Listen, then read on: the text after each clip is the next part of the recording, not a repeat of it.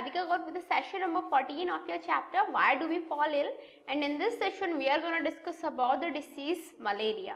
So malaria क्या होता है, किसकी वजह से ये स्प्रेड होता है, इसके कंट्रोल प्रिवेंशन क्या हो सकते हैं, सिम्टम्स एंड ट्रीटमेंट क्या होते हैं, हम इस सेशन में वही डिस्कस करने जा रहे हैं. So let's start with what is malaria. Actually malaria consists of two words, mal plus area.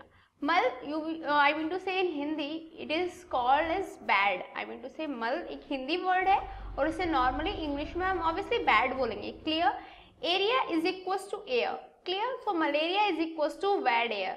So malaria is a protozoan disease caused by the genus Plasmodium that is malaria parasite. जो malaria है वो एक bad air disease है. That is जो air है, जो environment है, वो बैड होने की वजह से एक्चुअली क्रिएट होता है. और ये जो एक प्रोटोजोन डिसीज है जिससे जीनस प्लाज्मोडियम की वजह से जो स्प्रेड होती है. क्लियर. जीनस प्लाज्मोडियम क्या होता है? It is a malaria parasite. तो समझ में आया that malaria is a protozoan disease caused by the genus Plasmodium that is a malaria parasite, and it is transmitted to man by the bite of infected female Anopheles mosquito. ये जो disease है ये mains पे transmit कैसे होती है? By the bite of infected female Anopheles mosquito. जो infected female Anopheles mosquito होते हैं उनके बाइट करने से ही ये मेंस में ट्रांसफर होते हैं. Clear. That malaria is transmitted to man by the bite of infected female Anopheles mosquito. Clear. They bite mostly at night. जो फीमेल एनोफिलिस मॉस्किटो होते हैं वो मोस्टली नाइट में बाइट करते हैं और उनके बाइट करते ही जो ह्यूमंस हैं, जो मेंस हैं, उनमें ये डिसीज ट्रांसमिट हो जाती है. Male Anopheles feed on the plant juice. Female जो एनोफिलिस होती है उन्हीं के कट करने से, उन्हीं के बाइट करने से सिर्फ मलेरिया फैलता है, जबकि जो मेल एनोफिलिस रहते हैं वो प्लांट जूस पे फीड करते हैं. Is that clear to you? तो समझ में आया that malaria is transmitted to man by the bite of infected female Anopheles mosquito and they bite mostly at night. Male Anopheles feed on plant juice. Okay. Also with that अब बात करते हैं जो agents हैं वो क्या है malaria के. Malaria in man is caused by 4 distinct species of malaria parasite. जो मलेरिया है वो मलेरिया पैरासाइट की 4 अलग अलग स्पीसीज के थ्रू मेंस में स्प्रेड होता है. वो कौन कौन सी स्पीसीज है? फर्स्ट है हमारी प्लाज्मोडियम वाइवेक्स. जो इसकी जो ड्यूरेशन होती है वो 8 to 7 डेज रहती है. क्लियर. नेक्स्ट है हमारा P falciparum that is Plasmodium falciparum. इसकी वजह से जो टाइम पीरियड रहता है इसका वो रहता है 9 to 14 डेज. देन आता है हमारा Plasmodium that is P malariae. इसकी जो टाइम पीरियड रहता है वो रहता है 18 to 40 डेज. एंड देन आता है हमारा Plasmodium oval that is P oval, जिसका जो टाइम पीरियड है वो रहता है 16 to 18 डेज. तो क्लियर हुआ कि 4 डिफरेंट स्पीसीज के मलेरिया पैरासाइट से जो मलेरिया है वो मेंस में होता है. और वो 4 क्या है? Plasmodium vivax, Plasmodium falciparum, Plasmodium malaria and Plasmodium ovale. Is that clear to you? Actually malaria parasites host are man and mosquito. जो मलेरिया पैरासाइट्स होते हैं वो उनके जो होस्ट होते हैं वो क्या रहते हैं?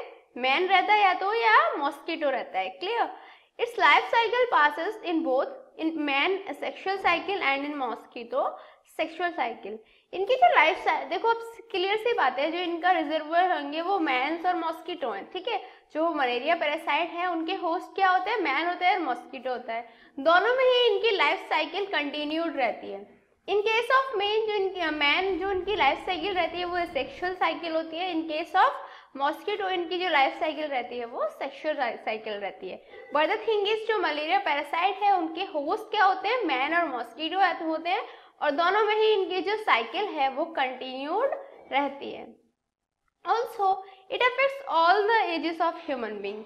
ये जो मलेरिया है काफ़ी स्प्रेडेबल डिसीज है. That is person to person spread होती रहती है और ये हर एज के ह्यूमन बींग्स को अफेक्ट कर सकती है.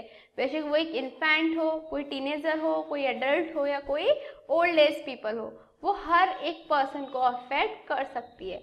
Malaria occurs from July to November. और ये किस सीजन में होती है, किस टाइम पीरियड में होती है? जनरली ये जुलाई टू नवंबर में ही होती है. Is that clear to you that malaria affects all ages of human beings and it occurs from July to November generally.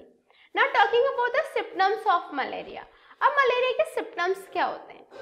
Symptoms you mean कैसे हम आइडेंटिफाई कर सकते हैं कि जो पर्सन है वो मलेरिया से सफर कर रहा है.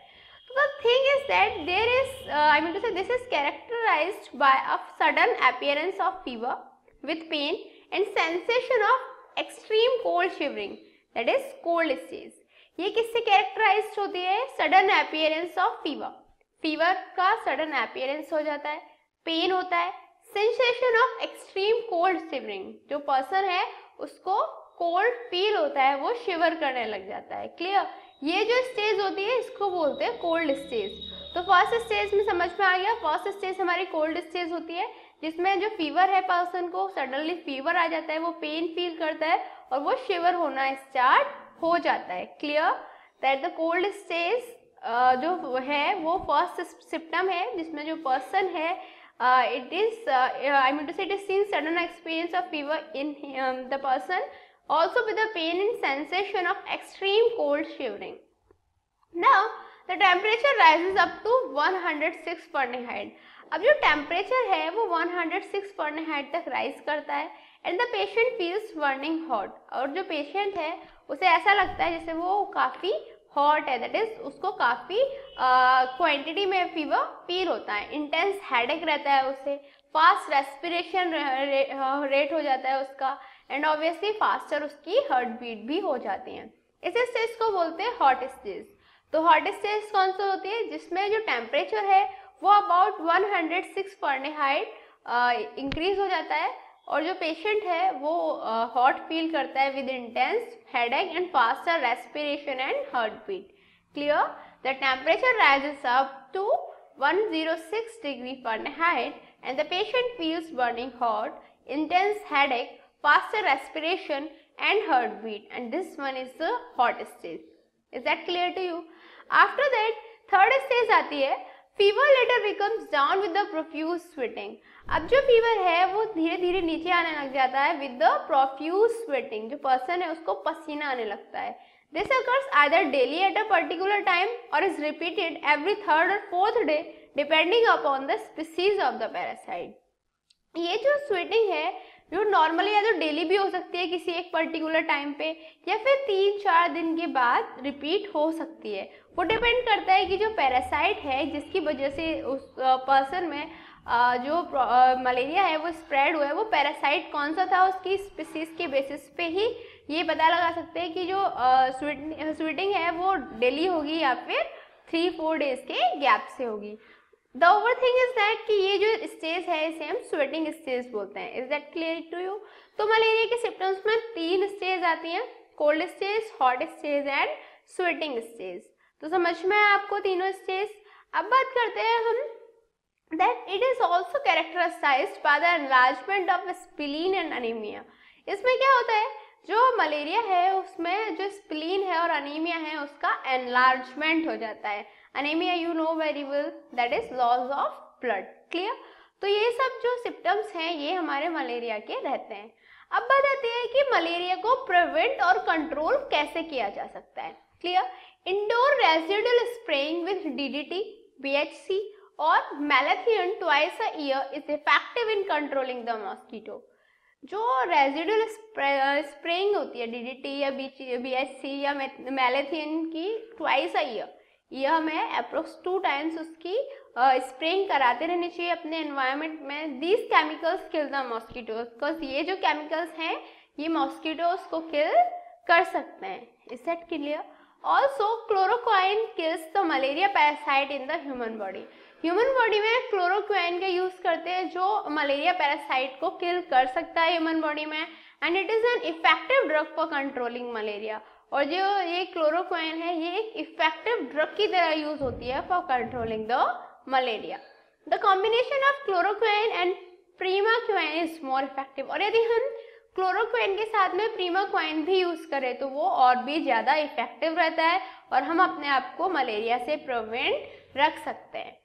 और आती है इसके बाद में अब बात इंडिविजुअल प्रोटेक्शन की. Vector like mosquito bite can be reduce by the use of repellent.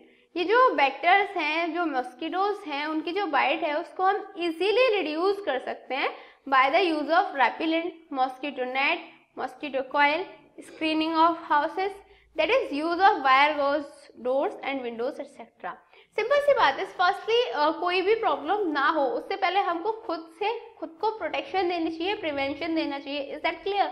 अभी अब पता है हमें कि जो मॉस्किटोज हैं उनके बाइट से मलेरिया हो सकता है, तो इट इज़ बेटर ना कि हम मॉस्किटोज को खुद से दूर रखें, और उसके लिए हम रेपेलेंट्स का यूज़ कर सकते हैं, मॉस्किटो नेट्स का यूज़ कर सकते हैं, मॉस्किटो कॉइल्स का यूज़ कर सकते हैं, हाउस को स्क्रीन के रख सकते हैं, दैट इज हम वायर गॉज डोर्स और विंडोज भी यूज़ कर सकते हैं, जिससे जो मॉस्किटो है वो ऑब्वियसली हमें बाइट नहीं कर पाएंगे, तो मलेरिया के भी चांसेस कम ही रहेंगे। Also for killing the mosquitoes in standing water, kerosene oil is spread over the water or dusting of water is done with Paris green। यदि हमें मॉस्किटोज को स्टैंडिंग वाटर में किल करना है, क्लियर, तो उसके लिए हम क्या कर सकते हैं, जो केरोसिन ऑयल है उसे वाटर में स्प्रेड कर सकते हैं, वाटर की डस्ट कर सकते हैं by using the Paris green. Paris green का यूज करके हम वाटर की डस्टिंग भी कर सकते हैं। तो ये सारे मेथड्स हैं जिनके थ्रू हम मॉस्किटोज से अपना जो डिस्टेंस है वो बना सकते हैं।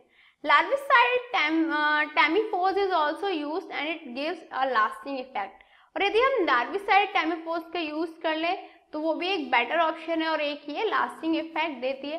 तो ओवरऑल चीज़ ये है कि कुछ ऐसे प्रिवेंशन मेजर्स हैं जो हम यूज कर सकते हैं ताकि हम मॉस्किटोज से अपने डिस्टेंस बनाए रखें।